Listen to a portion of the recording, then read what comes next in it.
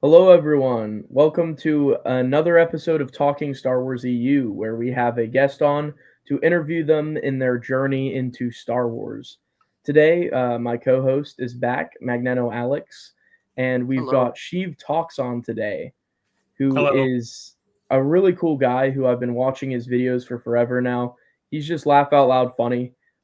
His reviews are amazing. So, thank you for taking some time to come on today, man. Yeah, no problem. I'm kind of blushing here, but it's okay. Yeah, is it mirroring the background of Sheev's studio on the profile picture? Mm. I can only presume. But I Yeah. think it's really cool because your videos reach a massive audience, obviously, in your reviews of media. But one thing that's really cool is you drop tons of tidbits and facts from the expanded universe in your videos, which I think is really cool that you've done that. I think it's probably gotten a lot of people interested in the original canon. So I think that's really cool. I'd hope so. Yeah.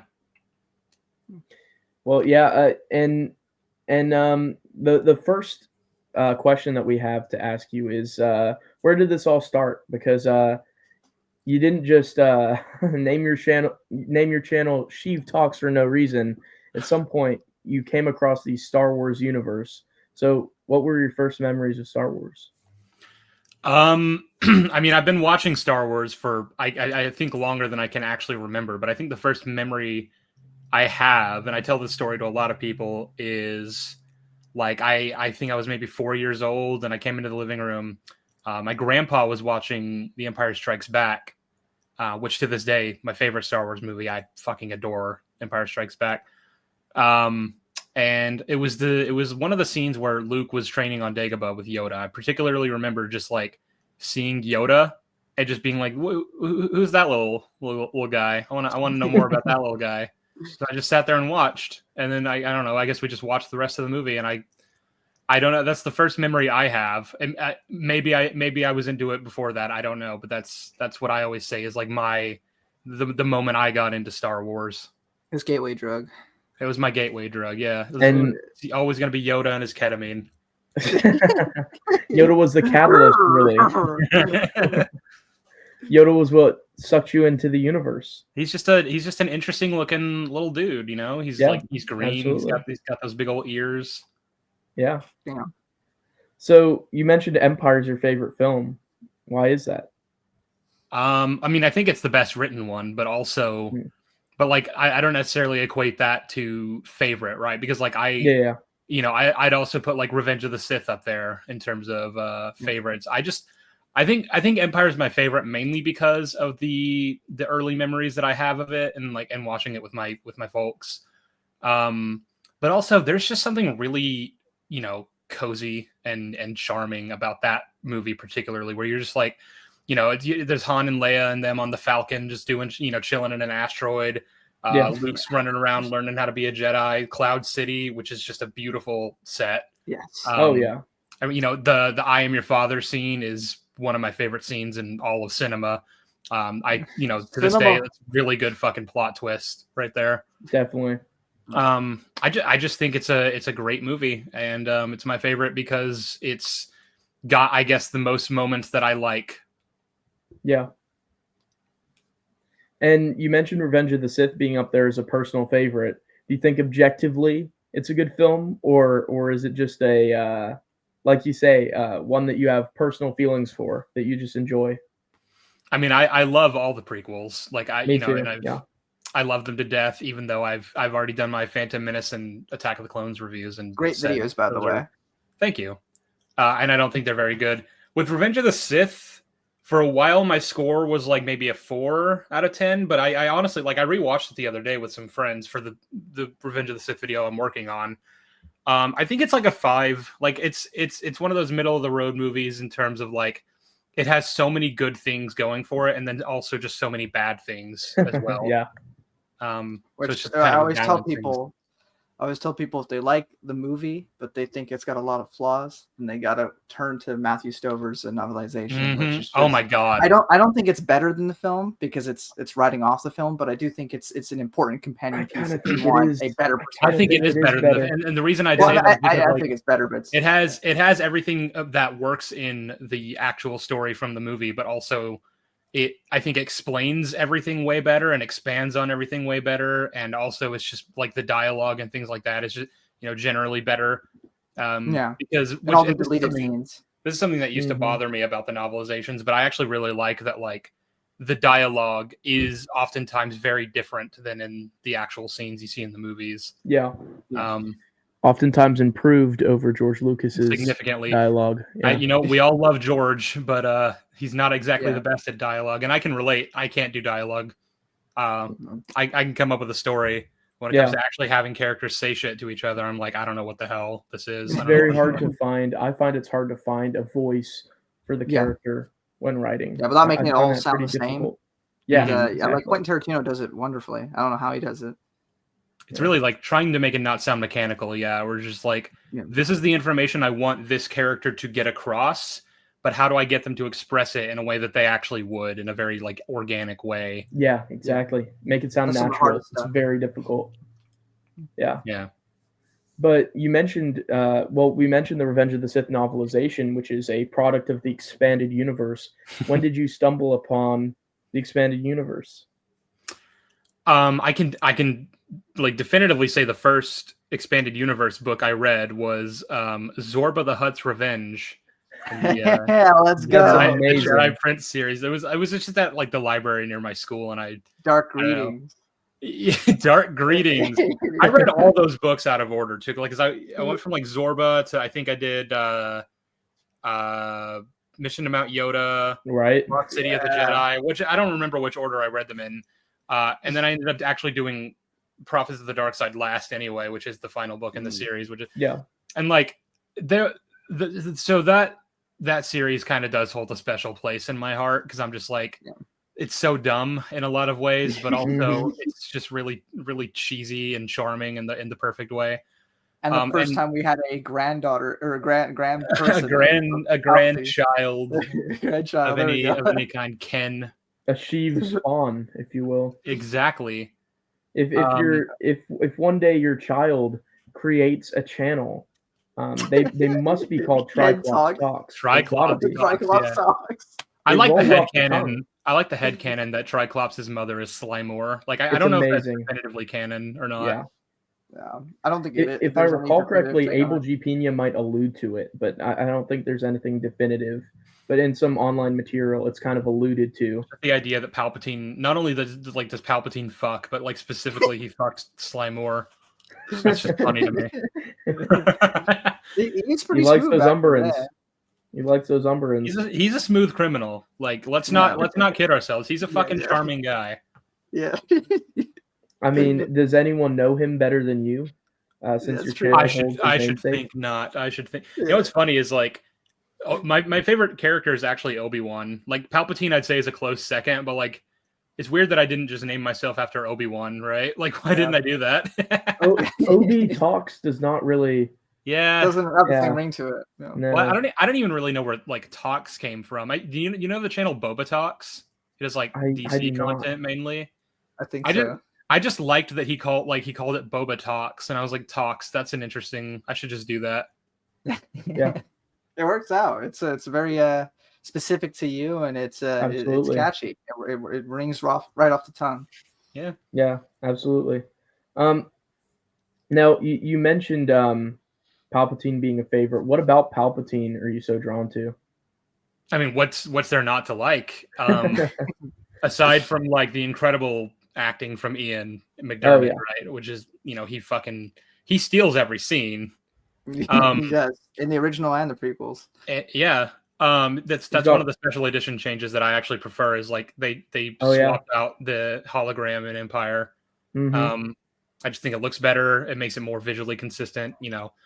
Palpatine is a very interesting villain, which isn't to say that he's like there are other villains that do kind of accomplish the same thing as Palpatine that I'd actually probably say are better written, but also I just, he's Palpatine, right? He's really he's really like cheesy and charming in his own way. Especially whenever he's like all grotesque and ugly and he's like cackling like a fucking maniac and fighting Yoda. Like there's just, but also like the more political intrigue side of him that like I specifically chose this face for Palpatine because it's just like that's the version of him I prefer. Like from the prequels, whenever he looked like a normal dude and normal dude, but like secretly plotting and getting his hooks into Anakin, and like that little smile he does in the picture I used it's just funny. He's just a funny guy. I mean, I mainly chose him because I like the name Sheev. I just thought the name Sheev was funny. It's hilarious. Can we put our finger on why it's so funny? I don't. It's because of who Palpatine as a character is, right? That his name would just be Sheev. Like, like you look at all the things he does across the movies and the shows and the books and whatever, and you're just like, but his name is Sheev. Like no one named Sheev can just pull off shit like that, right? Surely. Yeah. It's like having a Ben. Like it's like a yeah. What do you think Plagueis thought when he found out his name was Sheev? He was like, I don't know that I actually want this guy. Really, I mean, his name is Sheev. We can workshop that. Yeah. He was like, we gotta work on your branding, buddy. He is. Yeah. So Jedi Prince was the start. Yeah. Where did you go from there? So actually what's funny about just my general like knowledge of the EU was that like I recognized as a kid that the books and the comics and everything like that existed, and I think I read a few comics here and there. You know those ones with the Chiss Jedi? Yeah. And the guy from the Shadows of the Empire comics is also like his. I read those. Yeah. And I read some various other things. Like I read some like TCW Darth Maul tie-in comics, the Sith Hunters one, not the Death Sentence ones. I love Sith Hunters. I love Sith Hunters. So I read a few here and there, but like I wasn't actually sure if anything outside of the movies was meant to be canon. Like I wasn't sure if the Clone Wars show was meant to be canon. I didn't know about I didn't even know what the word canon meant, so I didn't really know how to articulate it. I was just like I'd play the Force Unleashed, and I'd be like, but did this really happen? Right. So I kind of always does this story actually happen in the film? Does this actually mean something to the films? Right. There was always this degree of separation where I was like, I recognize those stories. I even like a lot of them, but I don't know if they're meant to be part of the same kind of world. But then, I just looked into it a little more, and I was like, oh, wait, they are. Like, they were. And they were officially, like, licensed and everything, and, like, sanctioned by the big man himself. And I was like, well, that kind of validates it. Like, right, like, nowadays my philosophy is, like, I don't really fucking care if they were considered canon by George one way or another, and people like to debate back and forth about that all the time. Because as far as I'm concerned, it is a continuity, and it's a damn good one. So I don't really care who sanctioned it or didn't sanction it, right? It's still good and it's still there. Absolutely, yeah. But all that being said, I was to round off to answer your question. I can't remember where I went from the Jedi Prince series. I just kind of like started looking for anything that seemed interesting, right? And a lot of it was like I'd watch like lore videos and shit, but the lore master Eckhart's Ladder. I hate to even say Star Wars theory, but I watched him. And back in the day, at a certain point, I was like, I don't even know if the information I'm being given from these videos are true, first of all. And since getting into the books more, I've gone back to channels like that and watched some of their old videos, and I'm like, no, that's wrong. No, that's wrong. Yeah. No, that didn't happen that way. Yeah. You clearly just perused Wikipedia. You don't know what you're talking about. But also there was like, even if these are like actually giving me the correct information, like it's only a glimpse, basically. I want to actually read this stuff for myself. So I just started looking into things that I felt were interesting, right? And that's why I read like the KOTOR comics and the Republic comics, Legacy comics. Those all the ones that I consider like the best of the comics in the EU. So good. Yeah. I was going to say I think the most consistent portrayal when it comes to George is that, he didn't think they were. To him, it was his 6 films.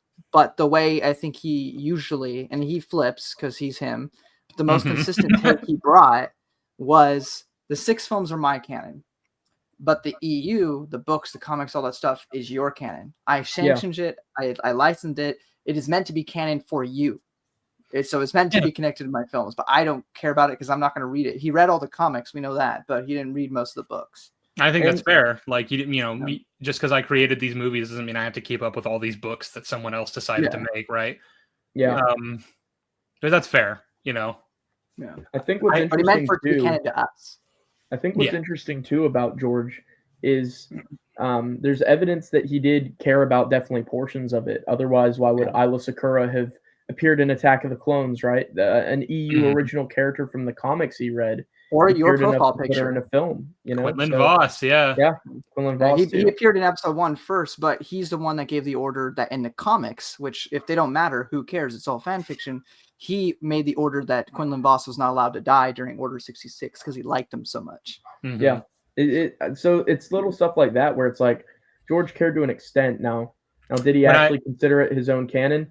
I don't know what he considered his own canon on a day-to-day basis. Sometimes the prequel trilogy might not have even made it for him. Who knows? The dude was topsy-turvy. When I was rewatching Revenge of the Sith, when Padme said the line about how this war represents a failure to listen, I kind of went on this kind of half drunken rant to the people that were unfortunately in the VC with me, where I was like, that's from the comics. George took that line directly from a comic. That he read those. I can prove it. Look, here it is. It's from this comic here. Yeah. There's lots of little nods in specifically the prequel movies to kind of EU stuff that I think is interesting. You alluded to a lot of these comics that you read, a lot of the ones that you consider best. If you had to pick a favorite or several favorites from EU comics, what would they be and sort of why? So for comics, I want to say the Republic comics are the best, right? But when I say that, there's this little asterisk where I'm like, I kind of separate that series into two halves, right? Where there's the 1998 run, and then once the Clone War starts, that's like a separate run. And I think they're both good, but in entirely different ways. And I hardly associate them as the same sort of series. Yeah. So if I were to say something other than Republic, then probably either KOTOR or maybe Tales of the Jedi or Legacy. There's a lot of good ones to pick from. I really do love the Legacy comics. I relate to Cade Skywalker a little more than I'd like to a lot of the times. I'm reading him, or I'm reading the comics, and I'm like, he's literally me. Any dates? We debate the name, but I always mispronounce it as Delilah Blue, which I know is not how you pronounce it, but she's Delilah, also right? Star Wars. Yeah, Delilah. Yeah, that's how it should be saying. There's no extra L there. I know we had a whole discussion about this, but yeah, I think she's the best Star Wars girl personally. That's just me. Really hot too. Yes. Yeah. Better than Talon. Better than Talon. Calm down, son. It's just a drawing. And some people like Talon. Talon ain't got nothing on Delilah. That's true. I also, call me a feminist, but I don't really love the over sexualization of. Agreed. A lot of Star Wars women, but especially Talon, it just feels very egregious, a little indulgent, And it's really funny that George Lucas was like, I like her. I was about to say that. I want her to be in the. I really like her trilogy. It's so funny. You're like, what do you mean? What do you mean by that, George? What part of her character do you like? Name one part of her character that you like. She doesn't really have much of a character, right? No, she's very devoted to Creighton. That's about it. There are so many more interesting characters in that series that she just isn't one. Absolutely. Even among the one Sith, right? I'd say obviously Crate, but then Nil, Maladi. Maladi. Do you say Maladi? Maladi? Yeah. Maladi, that's how I say it. There's a lot of Sith characters that I'd say are way better written and more interesting and compelling. Totally. Yeah. Definitely agree. Do you think George read those comics imagining himself as Darth Crate? and that's why he liked Talon so much. My favorite thing is like, there was that like canceled Darth Maul game or something. Yeah. Where they were like, he was like, I want Darth Maul and Talon to like be Sith partners, basically. Mm-hmm. And like they exist in completely separate like points in the timeline. Is the Yeah. only reason you're even associating them is that they're both red and black? Because if so, that's a little weird. That's a bit odd. That's just George for you, isn't it? George, what are you doing? George saw that and he was like, "It's like poetry. It rhymes." They're the same color. They must be associated. Color. They're both Sith. Mace Windu was Lando's father. Maybe I should go back on that one. I may have gone wrong in some places. I may have gone too far in some places. Yeah. I cannot do George like you guys can. It's funny because George just has such an iconic voice, doesn't he? Yeah, he does. My favorite thing about him is when he just mispronounces things, like his own creations, right? His own things. Like when I was going through the Attack of the Clones behind the scenes stuff, there was one part that just made me fucking cackle where he called them Geonostans, and I was like, Geonostans? What the fuck is a Geonostan? That's not what they're called. You created these things. What are you doing? George, man, he's such a vibrant person. He's like a fascinating like specimen that you just want to put under a microscope and like study. Like, why is he the way he is? You know? Mm-hmm. Yeah, and Talon. I don't think I changed him though. Yeah. No, not at all. And that example of him liking Talon is just one of the funniest examples of him wanting to nitpick, cherry pick stuff out of the EU for just no real reason. It's just very amusing. You mentioned a lot of great series there with some of the comics. Do you have any favorite characters from the comics? Well, I mean, Quinlan Voss is definitely my favorite. So yeah. I feel like you and I can relate there. Absolutely. There's something about the way he's written in the Republic comics that just really gets to me. Absolutely. Like the concept of a character going all the way, like almost all the way to the dark, and then being pulled back by the people that love him, just gets to me. He's just really great. I love Voss. Who else is there? Obviously, Cade, like I mentioned, I love Cade. And Cade and Quinlan are quite similar, I'd say, in some ways. They really are, yeah. Which, I mean, I guess you can see a pattern cropping up here, but like in terms of the characters that I sort of gravitate toward. Cade, yeah. There's a lot. There's a lot. And like in terms of just like cool factor, you got like Carner Jax, you got Darth Great. Like just characters that I'm like, I mean, good characters in their own right, sure, but like also they just look cool. I just like the way they look. Dr. Demigol is one of my favorite sort of villain characters. Just his aesthetic, like this skinny, like mad scientist, right? Yep. Which has always been really funny to me because whenever he's like unmasked and you find out his real identity, he's like this super buff dude, and I'm like, why did he look like a twink before? What happened? Yeah, what was that? How's he fit all those muscles into that tiny little suit? Yeah. But still, I just like his whole story. He's cool. Yeah. Did you ever read that short story, his journal that was released on the website? Yeah, I did. He has a fascinating mind to that one. Absolutely. John Jackson Miller is really underrated writer, I think, within the EU. He, especially for comics, because most people give the nod to Ostrander, and rightfully so. Yeah. And a lot to Veach as well. But J.J. Miller, he has some great stuff in the EU in terms of comics too. Yeah, I'd agree. People. I mean, I still to this day get people saying, "Oh, you should read the Kenobi book." On comments under my Kenobi show. I have read the Kenobi book. I think it's pretty good. Yeah. Although, when people make that suggestion, I'm like, I see where you're coming from, but also that book tells a very particular story that I don't think I'd like to see as like the official Kenobi series, right? Like I don't want that to be the story of the Kenobi show. It works really well as a book. I don't really see how they could tell that story as a show. It'd be it would feel very weird, I think, structurally if they tried to make that into a show, but also just like the premise of it is like I like it, but also that's not what I want to see from the Kenobi show. Like I'd like the conflict to be something entirely different, preferably unrelated to like the Tusken Raiders and anything like that. Yeah.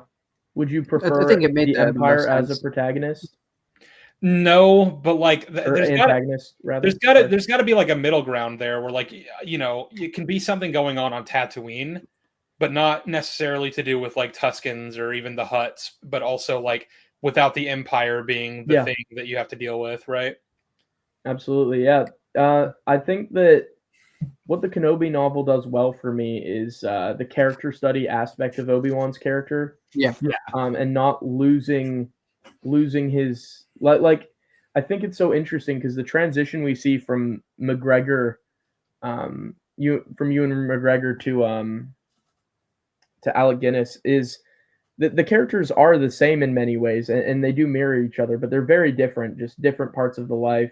Different ways they carry themselves. Yeah, absolutely. Ewan McGregor's is just this hardened, really cool warrior, general type character who's just been going around on adventures, just fighting these amazing battles for so long. And then by the time he's Alec Guinness, he's obviously still got that there, but he's a lot more reserved, a lot less tired. callous.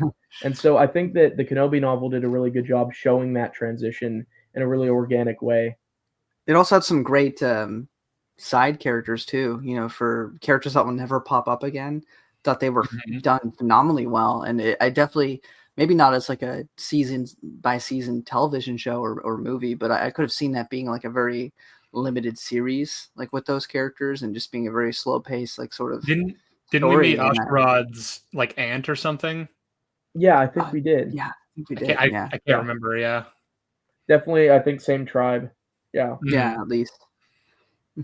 Yeah, it's fascinating, and that the EU is cool like that with all these connections from various things. Do you have any favorite moments for connections and continuity within the EU, Sheev? Well, I've already kind of gushed about Darth Krayt, right? I really like sort of the way his story is interwoven across all of the 6 films and then all the way into the Legacy era, and like him encountering Obi-Wan in the desert. But there's a lot of good ones, right? There's like I like Jax Pavan from the Knights books. Jax Pavan, yeah. Pavan. I say Pavan. Yeah. I like the way Pavan. Okay. His dad is Lorne Pavan, who's an interesting character actually, and he fucking like went up against Darth Maul. Like that shit was cool. Yeah. And I love the course on Shadowhunter is a great book. It's great that you mentioned those. They don't get the love that I wish they did. Yeah, they get a bit weird near the end. Michael Reeves deserves more love too.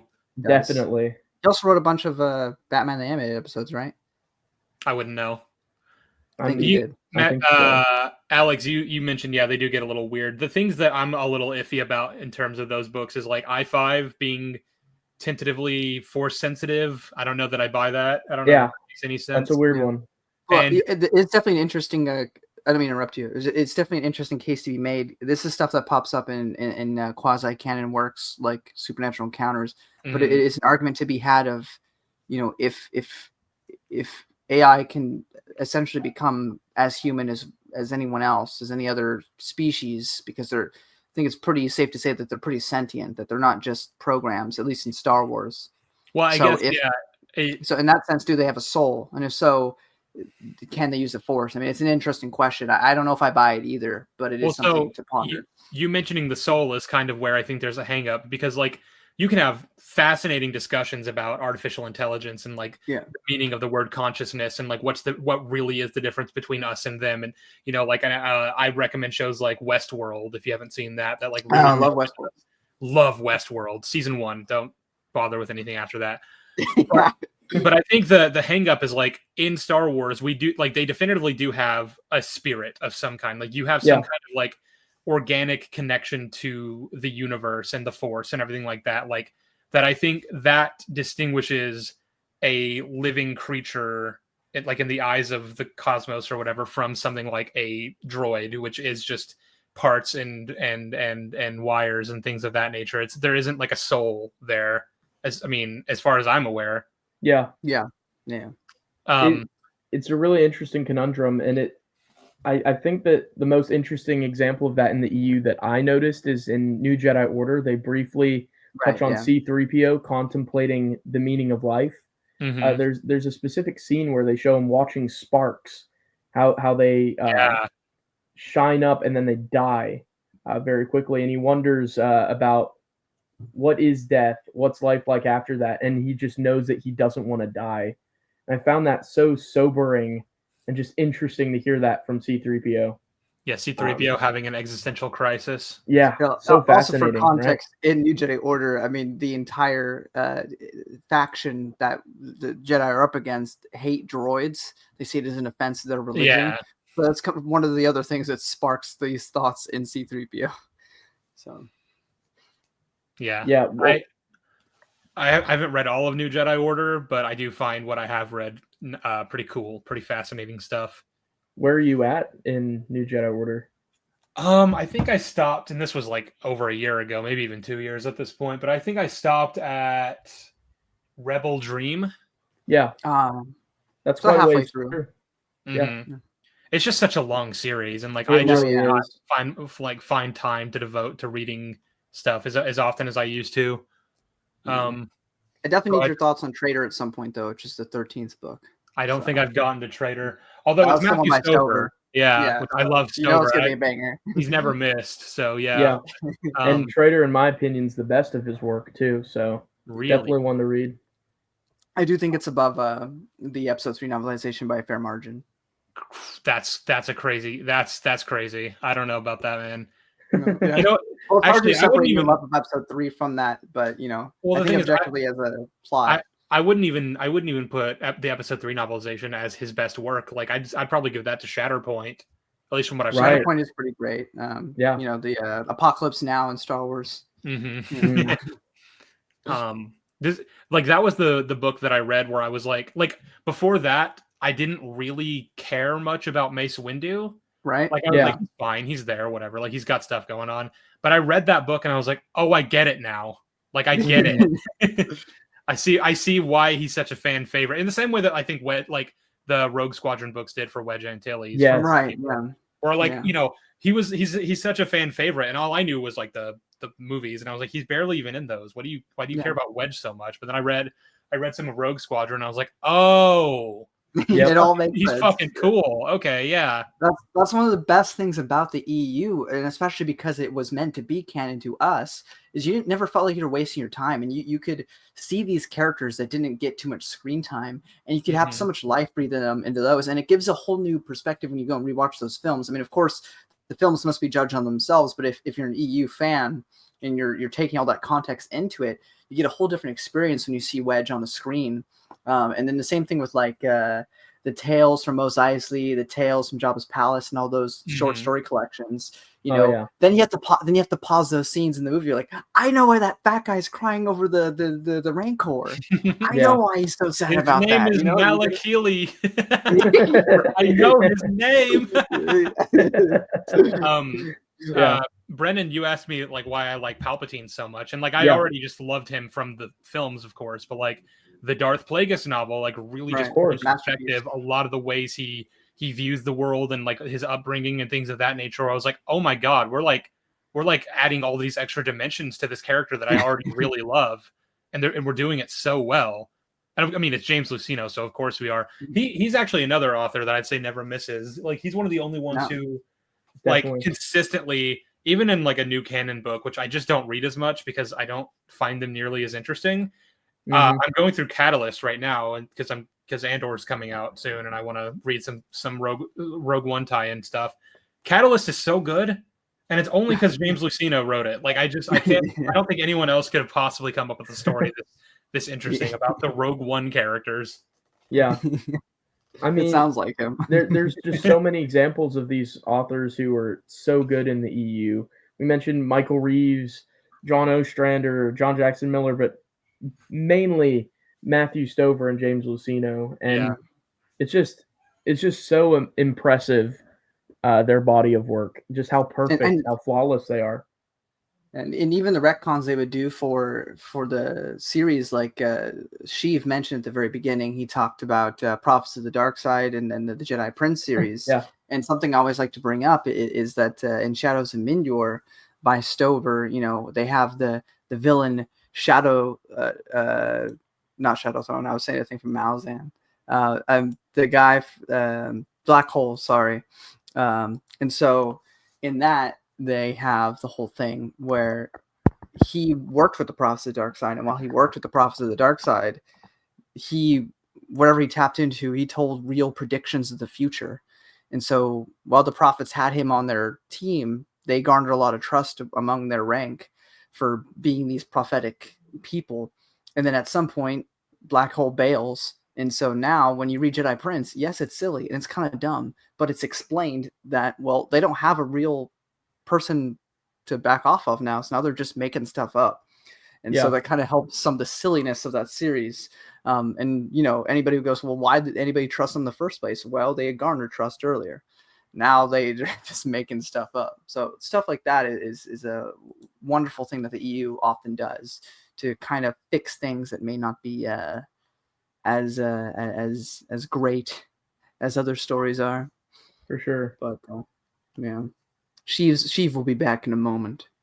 But yeah, Stover and Lucino, these guys and you can tell they really care too. Like this wasn't just a paycheck. That they love Star Wars as much as we do, and they're trying to tell the best story they could. Yeah, definitely. If you had to narrow down favorite novel in the EU, where would you go to, Sheev? I know that's a tough question. Yeah, because like my mind instantly goes to things like Shatterpoint, like I already brought up, right? Because Stover just, but if it's not Shatterpoint or maybe Darth Plagueis, which are like kind of the basic answers, but obviously, I really like the Darth Bane novels. I especially really good. Yeah, especially Dynasty of Evil. Actually, no, especially Path of Destruction. I think that's my favorite of the trilogy. It might be my favorite book in all of the EU. I mean, as you can see, there's like a theme here developing of like I like books centered around the Sith and the bad guys. I wonder why. Or the Jedi. I don't know. Like it's obviously very basic to say this, but also I just like the Jedi-Sith conflict, and I find them endlessly fascinating. And I will read anything about the Jedi or the Sith. I mean, it's the biggest draw for me to Star Wars. Yeah, is the whole thing. Which is why it's really funny how like my favorite Star Wars show is Andor, and it's like it has nothing to do for having nothing to do with the Jedi or the Sith. Yeah, that's funny. I think one of the ways I knew when I first read that book that I was in for a treat, and that it was going to be more than the average Star Wars book. It's a relatively minor thing, but I just kind of latched onto it when I noticed it because they never spell it out for you. It's just kind of you notice it because the title of the book is Darth Bane. This guy's going to become Darth Bane, and early on in the book, his father's abusive and kind of a drunk. Mm-hmm. And one of the things he shouts at him in one of the chapters, I forget, he calls him the bane of his existence. Mm-hmm. And so, it doesn't have to be like, a bad book or a bad story. We go, I'm calling myself Darth Bane because my daddy hit me.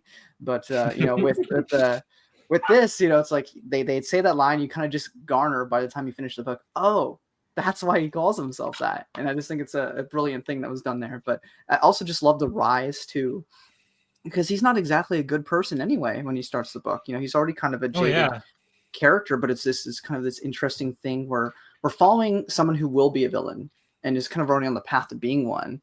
But you kind of root for him the entire time. I really like that scene where he's playing cards with those Republic officers. Yeah.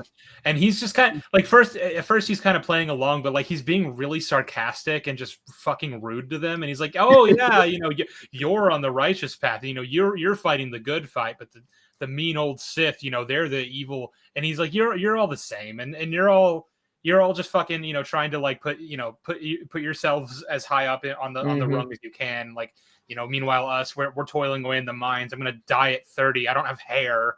You don't care about us. And you only want me and other people in this town because you think that we can be cannon fodder for your war that we don't care about. Like, no, fuck off."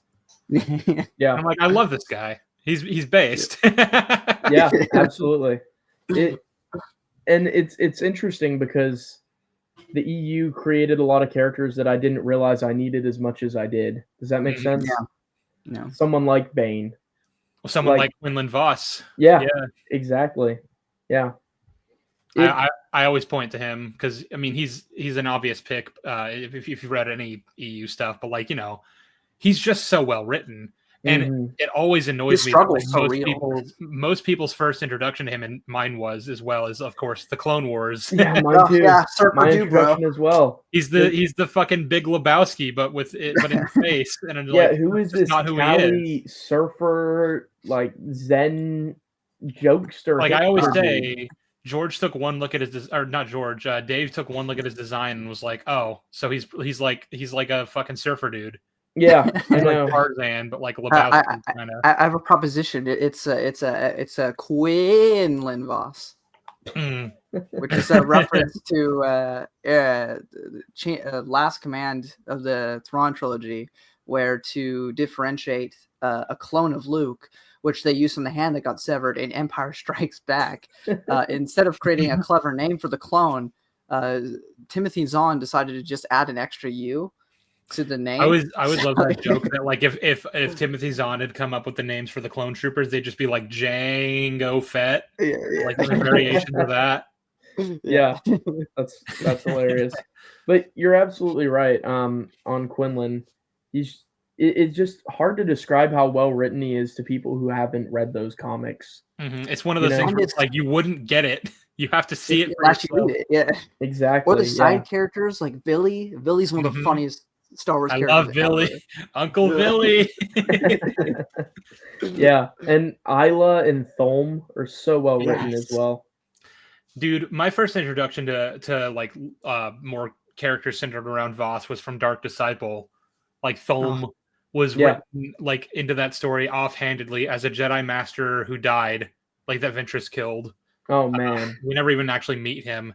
I was like, oh, I mean, and obviously at the time I was like, I mean, he means nothing to me. I don't know who that is. But then I read the Republic comics and I was like, this was a whole character. Yeah, and like Dark Disciple, they just fucking threw him away. They didn't even do anything with him.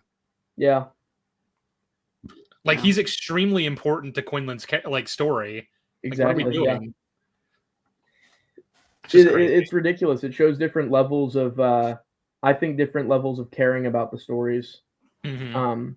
Ostrander crafted this beautiful story, and people like Filoni just took these concepts and just hollowed them out. You know. I mean, it's this weird thing where it was kind of like, I mean, we often say when we talk about Dave Filoni and some of the new stuff that he's written, like Mandalorian, where it's like, it feels like he's just taking action figures and smashing them together. But like the whole premise of Dark Disciple and like just putting Voss and Ventress together and giving them like this love story really does feel like I took a character from the EU and another character from the EU, put them into the Clone Wars, made them entirely different characters. Then I've decided to sort of force them into the same sort of story, right? Like, and intertwine their destinies. And it's just bizarre because like, then you go back and read the Ostrander comics, where Ventress is a completely different person. Yep. And Voss is a completely different person. And they do actually even interact. Yeah. Dreadnoughts and Rendelli, right? Yeah. And I'm just like, I look at this and I'm like, you guys are not the same people. Like there's nothing, you are unrecognizable compared to like the people that you are in the later stuff. And it's just weird because it's like, why not just make new characters if you want to do this story, you know? Like the concept of a Jedi and a dark Jedi kind of falling in love during the Clone Wars is a cool concept. Because my question is like, who's this for, right? Yeah. Nobody who is a fan of them from the EU is going to like this or like the depictions of their characters that you've given us. And then the people who only know about them through the Clone Wars don't have any reason. Like there's, we don't get enough of Voss in the Clone Wars to really care about him, right? Like maybe you could say for Ventress, because she went on a whole arc, but like with Voss, it's like, this is just a guy that we met for like one episode. Why do I care if he ends up with Ventress? And he wasn't even as important as Cad Bane or Zero the Hutt in that episode. Zero.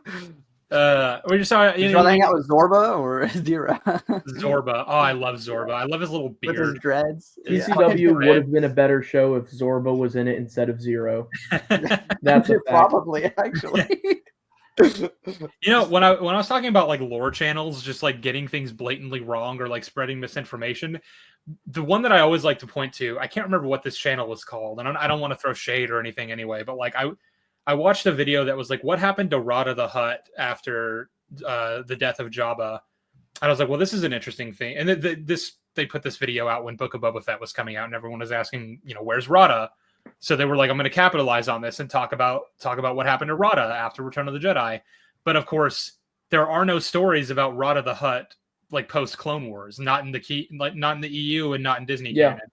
So I was like, and I guess there will be now because of Mandalorian and Grogu, and he's going to be played by the guy from The Bear, which is excellent. Yeah.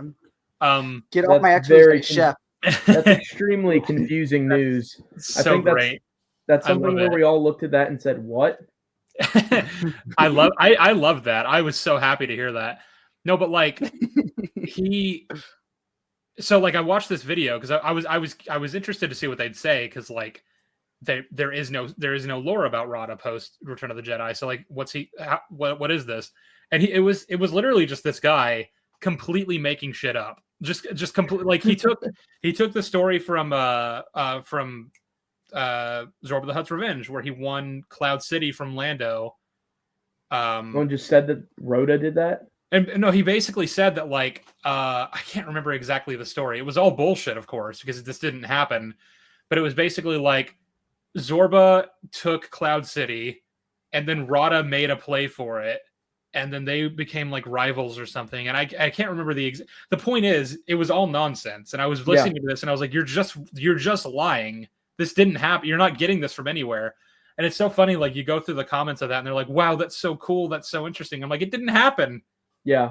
Read the shit for yourself. I think there is one reference book in the EU that was written before TCW that mentioned that Jabba doesn't have any children. Mm-hmm. And so I took that to mean that Rhoda died in the EU at some point. Well, it's funny. It says like when I read Zorba the Hutt's Revenge, obviously the Clone Wars was already coming out at this time, and I knew who Jabba's son was. And there was that line where Zorba was like reading Jabba's will, where Jabba basically left all of his assets to Zorba because he didn't have any children. And I was like, yeah, that's interesting. Mm-hmm. Looks like they made that shit up for the Clone Wars movie. Because yeah. Well, I like to think I guess probably that died after the Rhoda didn't make it. Poor little stinky guy. Yeah. Mm-hmm. Poor little stinky. What if Boba killed him? Maybe. You know, I can't. How does the family tree work exactly? Because isn't Gardula like Jabba's mother, kind of?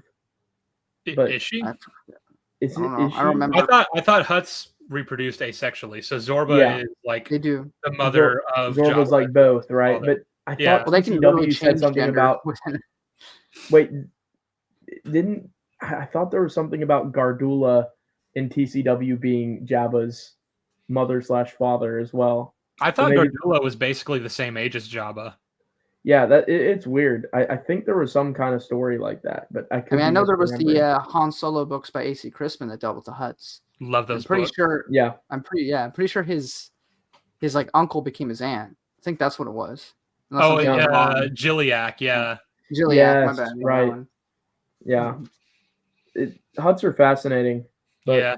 I've always said that. I love the Hutts as a concept, like they're the crime lord, from a biological species standpoint, but also like just from a world building standpoint of like these grotesque slug monsters that run the entire, like basically have the strongest hold on the criminal organizations of the galaxy, and just like their empire is very vast.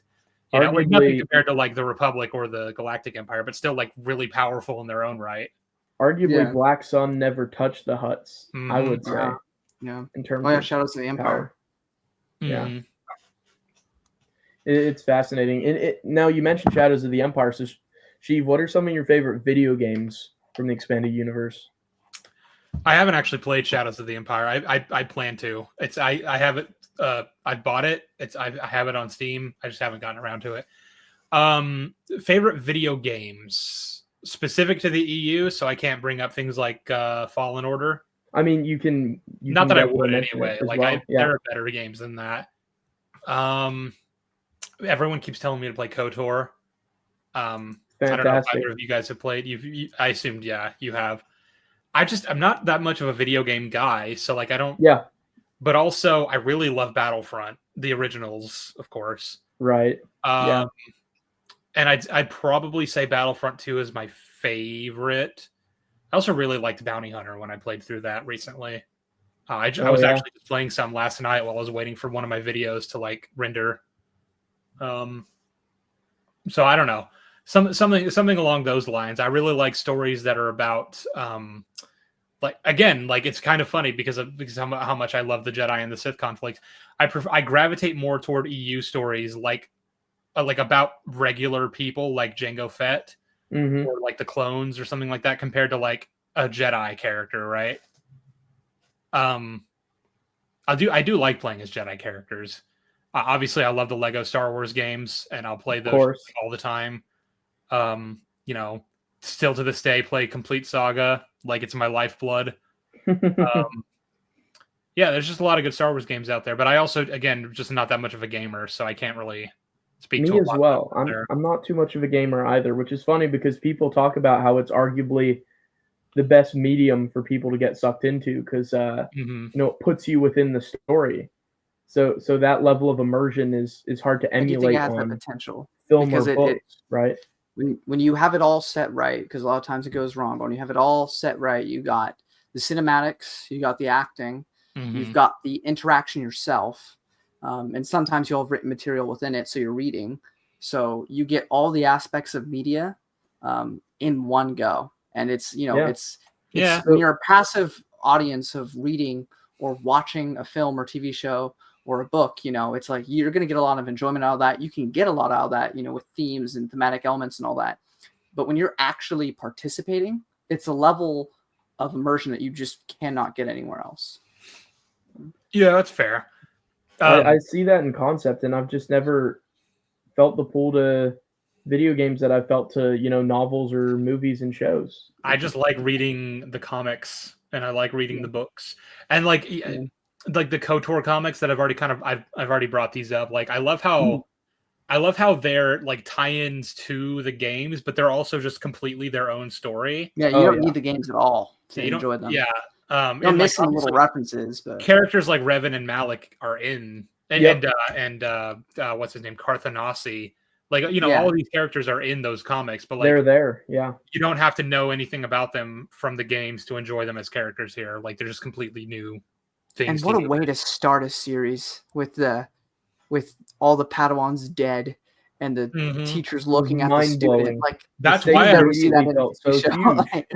read that, because I probably wouldn't have like gravitated toward those comics, at least not at first, but like I knew about Zane Carrick and like generally like the premise of his story as like a Padawan on the run from the Jedi because he's being framed for the murder of the other Padawans that his masters did. And I was like, that's really cool. I need to know everything. And I did. I read it, and it was great. And he's such a hopeful, good character. He's what we would probably be in Star Wars because he's just an average Jedi. Like he's nothing like inherently special. He's not super powerful. Zane was another character I was going to bring up when you asked me, like, you know, EU characters that I gravitate toward. I love Zane specifically because of the type of character that he represents. And, you know, you see this all across media of like the really good person who just continues to be a good person, even you know, fucking everything just goes against him all the time. Exactly. And like, even to the point where like, oh yeah, he's also just hilarious. But Griff is like the Billy of that era. What's the name of that Togruta Jedi Master? That was one of the ones that killed his. Oh yeah. It's not coming to my mind. It begins with an A, I believe. Yeah, but the point is like the scene where the Mandalorians are attacking the Jedi or attacking the Jedi Temple on what's the name of that planet that he's from? Can't remember. Terrace. Terrace, yeah, it's really popular in the KOTOR game.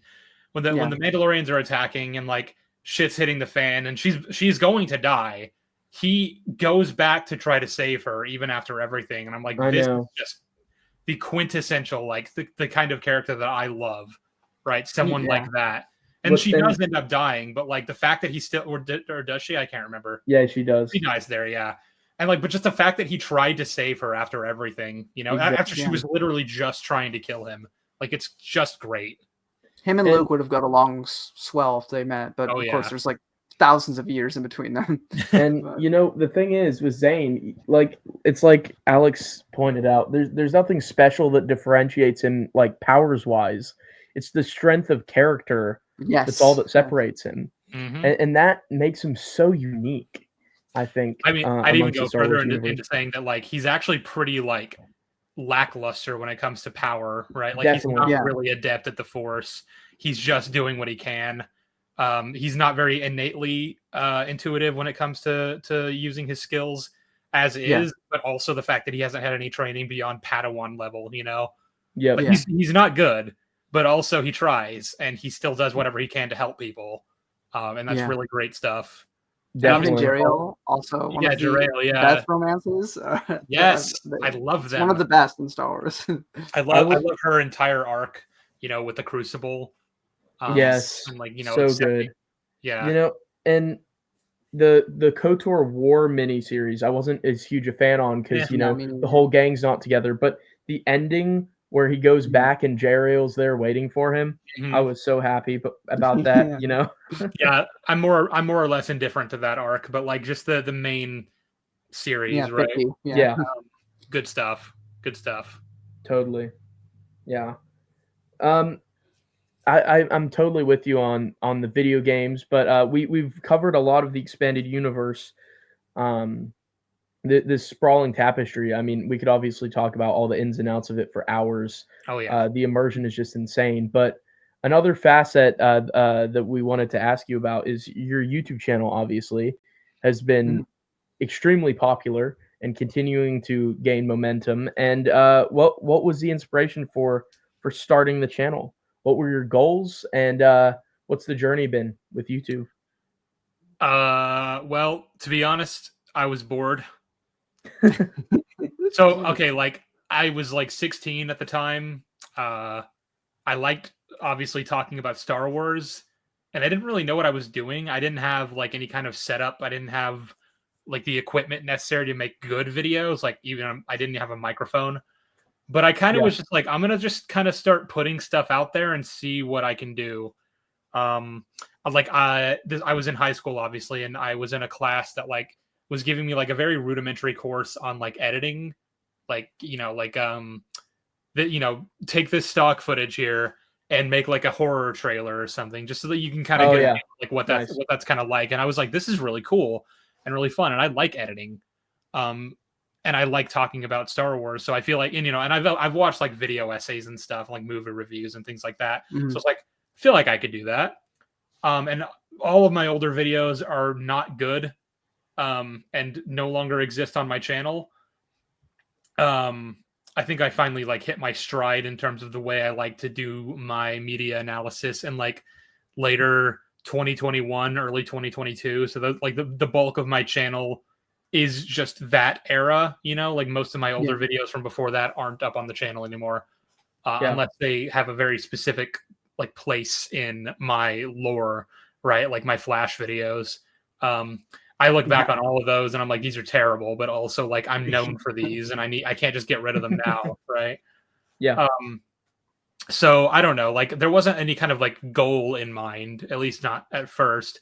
But there was a point where I was like, there is real money to be made here that I could just, I could turn this into a full-time job, and then I get to do the thing I love doing for work. And then that's perfect. And I have finally gotten to that point. I got there about a year ago where I was like, I can actually just quit my job and just do this. And it's a little sometimes, but I usually make it. I remember you mentioning in the Skeleton Crew video at the end, you talked about how you felt like you were kind of this is not to put you under pressure or anything, but you just kind of felt like you had to make Star Wars content because that's what got you the views, and this is a job for you now. And now that you're kind of, I was just gonna say, sorry, go ahead. No, I was just saying, so now you feel like you've said a lot of what you've wanted to say, and now you feel like you're at a comfortable spot where you're making enough diverse content for your fans that you can kind of go away from that for a bit and, you know, talk about things that, you know, give you pleasure instead of things that you're actively making you mad, which, you know, I understand the pressures of when you become as big as you've become. Because I remember, I mean, I wasn't super close to you when I first found out about you, but you were in the Discords with us. And I remember you were not as big as you are now. And so, you know, that pressure must be a lot to be like, I got to make sure I'm making the promises that I've made to the subscribers to put out this kind of content, but also be like, I want to be able to diversify and make things that, you know, actually make my creative drive, you know, happy, you know? So I want to know what that was like. About summertime last year, I was in kind of a rut where a lot of my videos that I was putting out weren't really doing well. Like the Peter B. Parker video that I did. Right. Great video. That video was fantastic. I think so, but it didn't do very well. And I was in kind of a rut where I was like, it really does feel like the only things that get me any views anymore are like videos talking about the new Disney Star Wars. Because even then, I put out my Phantom Menace video at that time, and it wasn't doing as well as I'd hoped. And just generally, like, my channel just wasn't doing too hot. And it wasn't just mine. Like I have other YouTuber friends who were like, yeah, like at the time who were like, yeah, my channel's kind of dying right now. I don't really know what's going on. I think it was an algorithm thing. But I took that pretty badly because I was like, I don't want that, like, Disney Star Wars reviews to be the only lucrative thing that I can do, especially because I was getting really sick of doing them and was like already thinking like I'd like to stop watching these shows, right? Like I didn't watch Tales of the Empire. I watched Bad Batch, but only because I'd already done videos on Bad Batch and I just wanted to see how it ended, and I you know, get videos done on that, and I was curious about the Ventress return thing. And so I watched that and I made videos on, like, 2 videos on that and those topics. But like, for the most part, I was like, I don't want to keep making videos about these new shows. I don't want to keep having to watch them. And it really like demoralized me in like the summer of last year, where I was like, it feels like this is the only thing I really can do. So I guess I just have to keep doing it. And I was having like a lot of mental health issues at the time, and like anxiety, and things like that like it started to really take a toll on me. And my channel has since picked up a lot. I like to thank my boys video for that, if anything, like, which is kind of funny because I didn't like making the boys video and I wasn't really sure if it was going to turn out the way I wanted it to. And it was one of those where I was like, I just kind of, you know, I've already sunk so much time into this that I'm going to finish it, but I'd really rather just move on to other projects. But I'm glad I finished it because it did really well. It was a great video again. Thank you. But like, and you know, my channel's picked up a lot now, and I really do think I'm growing. So, you know, like once I reached Skeleton Crew and realized as I was making the review on that I just didn't have the passion to continue making it. I was like, okay, I'll finish this because again, I've already put enough time and effort into it that it has to be made, right? But going forward, if I feel this way about a Star Wars show, I'm just not going to do video, like, because like you have to understand that like I don't hate making videos about things that I passionately despise, like The Acolyte, like Ahsoka.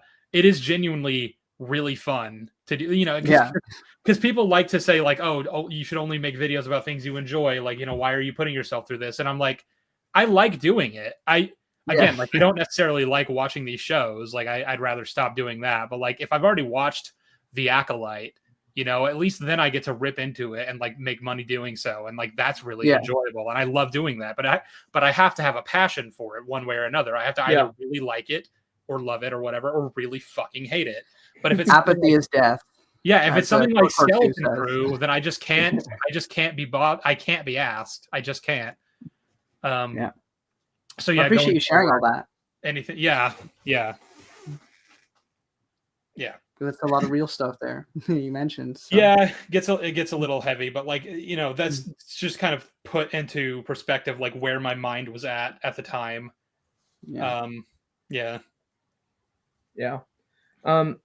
Do you have any one franchise that you'd like to focus on quite a bit more? Are there any passions that you'd like to really make videos about going forward? I mean, you mean other than Star Wars, I guess. Yeah. Because I mean, Because I mean, for the foreseeable future, I still have all these other Star Wars videos, like the Revenge of the Sith video. I'm looking forward to that. Then I'm gonna move on to the sequels and also the OT, and I'm gonna kind of do those all out of order. Any love for Ewoks in the holiday special? Maybe. Well, I actually already did a video on the holiday special, but it didn't do very well. I liked it.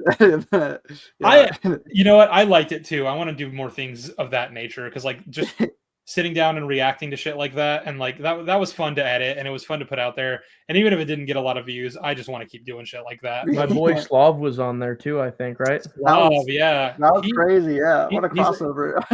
He's a funny guy.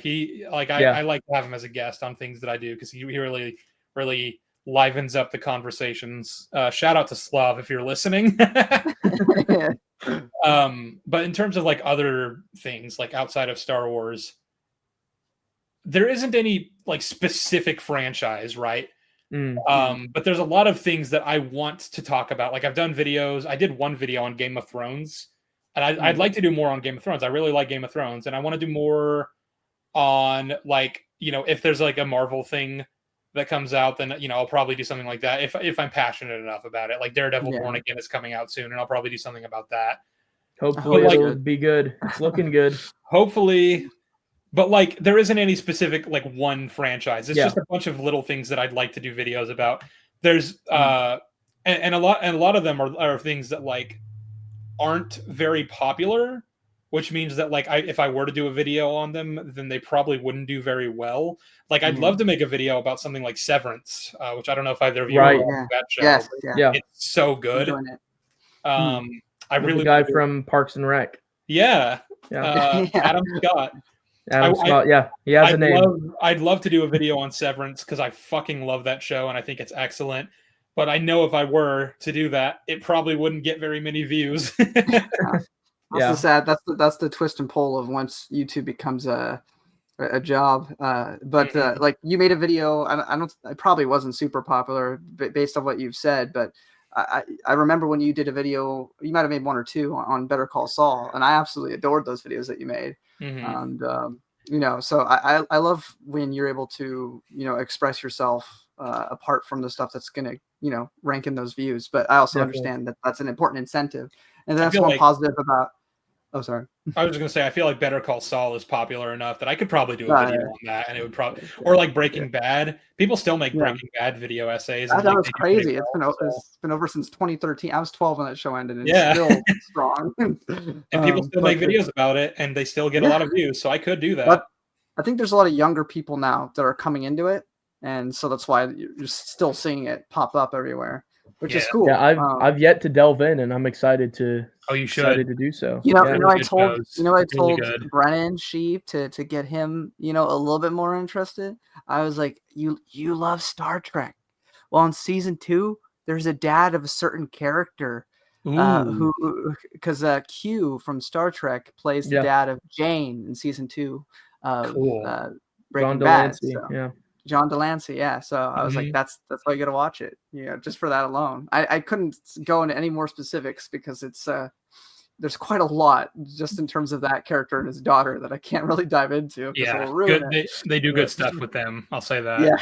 Yeah. I like Jane a lot. I also like Kristen Ritter a lot. She's great. Yeah, she was speaking of Marvel. I mean, I loved the first season of Jessica Jones. Yeah. Season 1. Yeah, I gave up after season 1, the one with the guy who's in Doctor Who. The purple the guy who's in Doctor Who. Yeah, sorry, David Tennant. Brendan's ignorance. David Tennant. Yeah, David. You've seen Harry Potter, right, Brendan? Yeah. He's Barty Crouch. He's the one that licks his. Yeah, he Unfortunately, licks his I've seen Harry Potter. I'm not a fan. Yeah, it's not good. Yeah.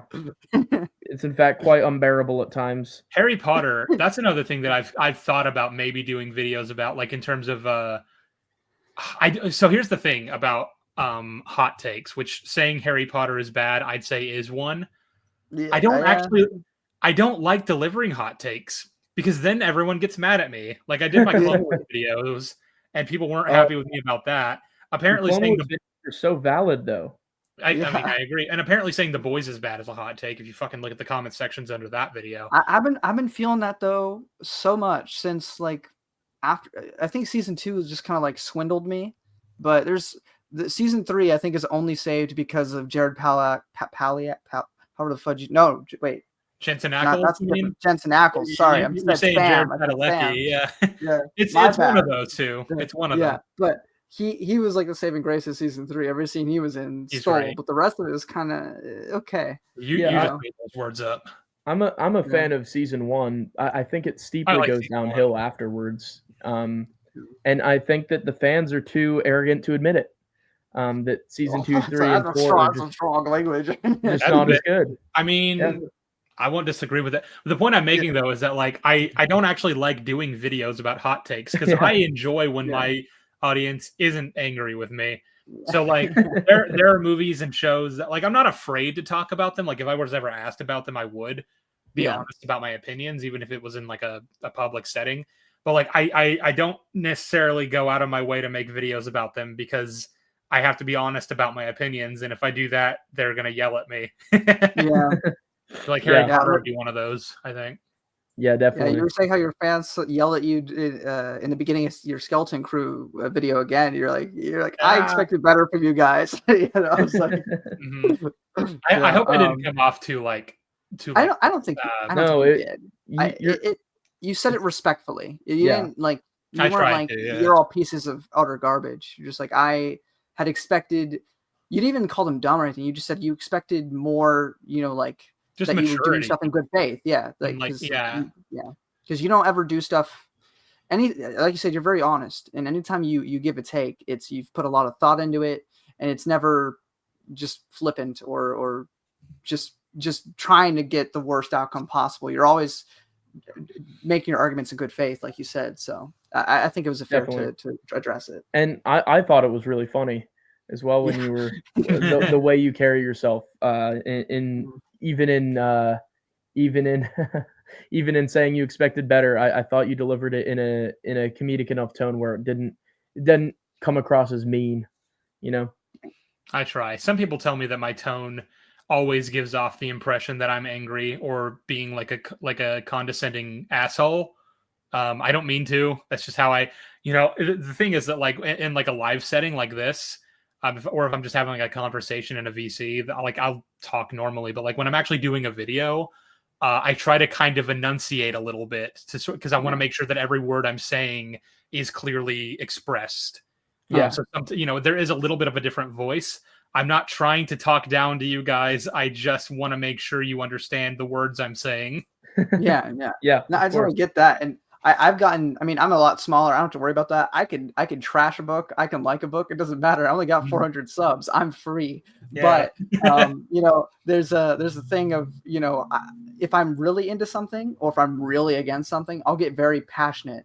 And so when I'm trying to articulate what I'm saying, it comes across as me being like preaching angry sometimes, even if I'm positive, but it's just because I get very passionate. And so it kind of comes through as if I'm like angry at people, but I'm not. Sometimes whenever you will send me a voice message, like Alex and I like to go back and forth about a lot of different things, but like specifically we've been talking about Dexter recently. Yeah. And like we'll have a disagreement about this or that, and he'll send me just like a wall of voice messages, and I'll listen to all of them. And like it's so much easier than texting. The way you carry yourself in those is that you're trying really hard to say things in a way that isn't rude. You sound like you're thinking about every single word you say, 10 words ahead of saying it, right? Which is a good skill to have. But I think it'd be funnier if you just like started rambling at me, like, no, this and Dexter and I might do something about getting blocks of Magneto Alex voice messages myself. I think everyone who knows me can attest to this. That I grab your popcorn and be ready. Yeah, you're gonna have a whole podcast to be whatever I'm talking about. It's like an exclusive podcast. I don't even have to go watch your channel for this. I'm getting this stuff for free. Yeah, but I mean, I do like having these conversations with you though, because like I value what you have to say, and I think you make good points. I appreciate that. I really appreciate, especially coming from you. That means a lot. So I appreciate that. You mentioned Sheev love Dexter. Yeah, I love Dexter. Yeah. Talk about that a lot. I'm still a couple episodes behind on the new show, but I'll catch up. You mentioned sort of when you realized that this didn't have this YouTube thing didn't have to be a hobby anymore and could eventually be perhaps something that you do full time.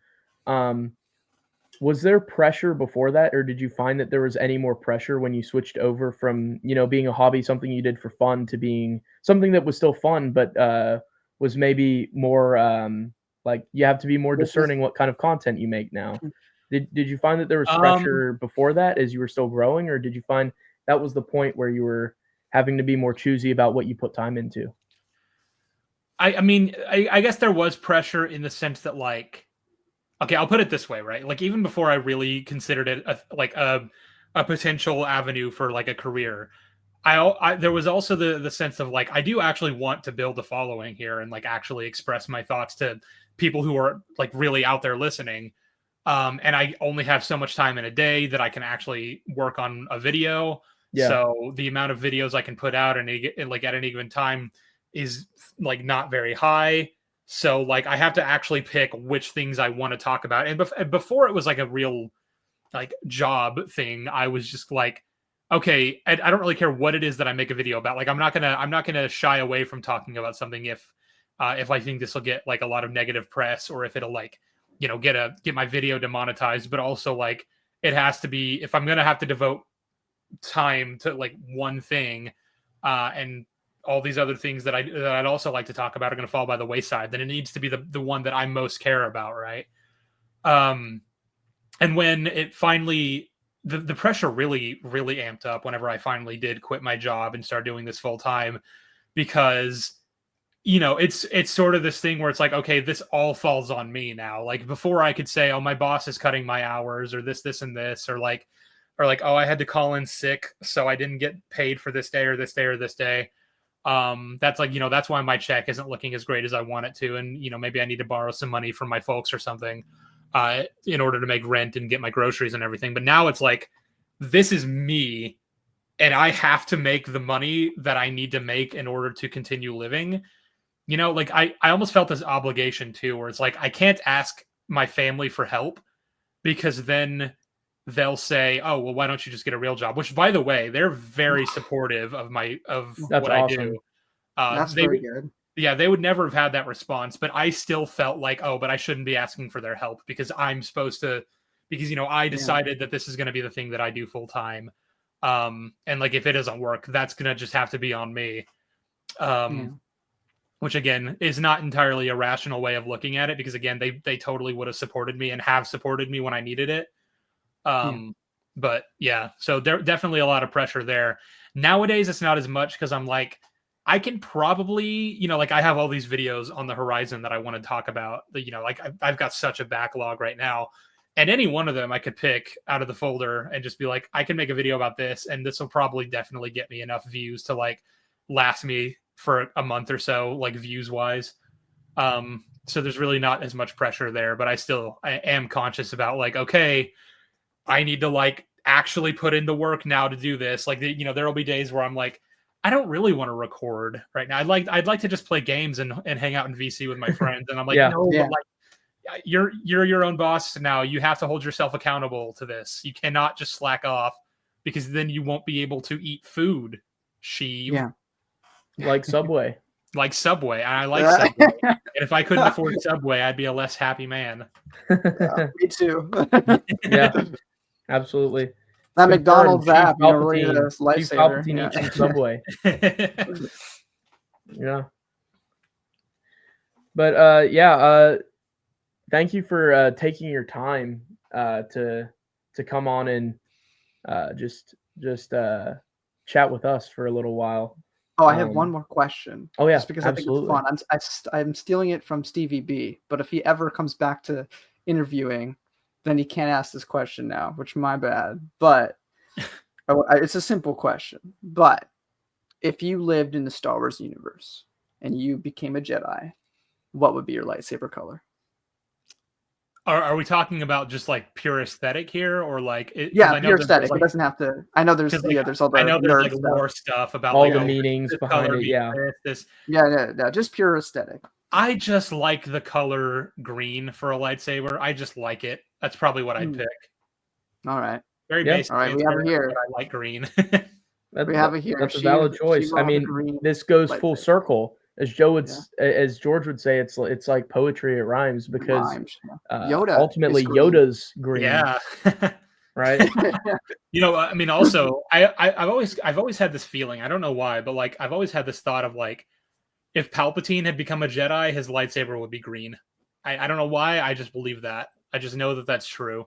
Interesting. Well, if he wasn't dark side, would he get along with Qui-Gon? Because Qui-Gon is green. I think that's a good way to look at it. I think he might, if he wasn't evil.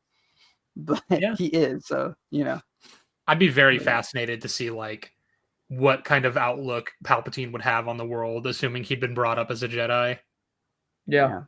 Would he still fall? It's an interesting question. Though it could be argued he was kind of already bad even before the abuse from his dad. Yeah, because he was very sociopathic. Is the thing. Like he would have had sociopathic tendencies and then been instilled with Jedi knowledge and power and authority. Could have been worse, ultimately. Honestly. Yeah. That's an interesting thought process. Do we have any ideas on who could have trained Palpatine had he been a Jedi?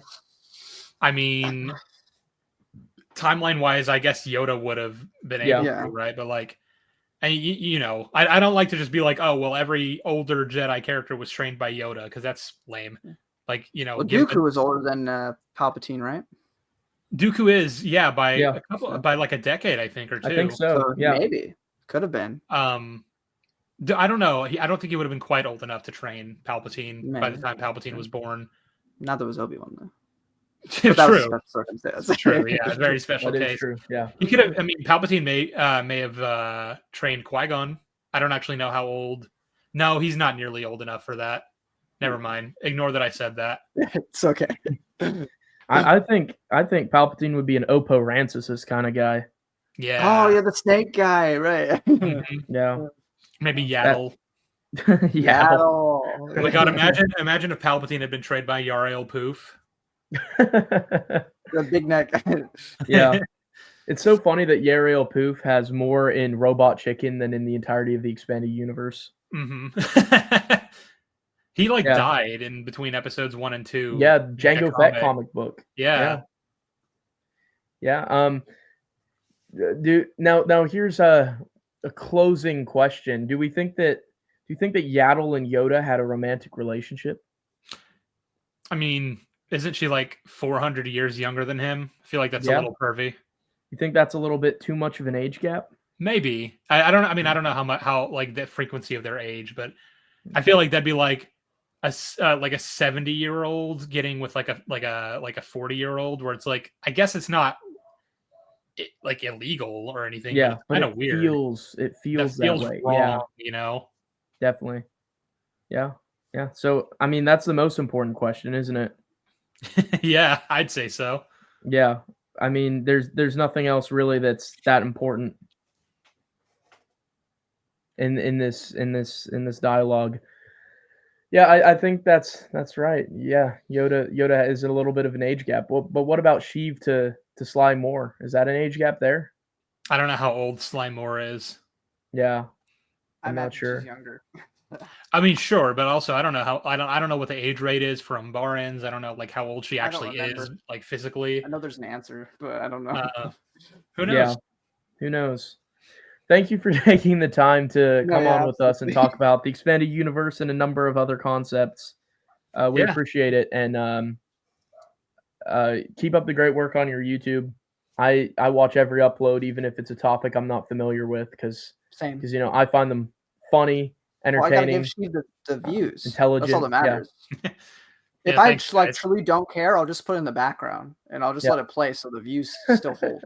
I appreciate that. It's well produced content. It's really good stuff. So keep it up. Yeah. If you somehow don't know who he is, I don't know what rock you're living under, but you should go subscribe. Yeah. Hello. Yeah. But thank you guys for having me on also. Absolutely. Of course. It's an honor. It was an honor to have you. So yeah. With that being said, I think we'll wrap up this recording. And like Alex said, if you're somehow here and not subscribed to Sheev, what are you doing? There will be a link in the description. Fix your life now. There will be homework. Yeah, there will be there'll homework. be Yeah, homework. catalog. I'll be grading you all, so I expect in-depth knowledge. Yeah. With that being said, I think we'll get out of here, and thank you guys for watching. We'll see you next time. Bye-bye. Goodbye.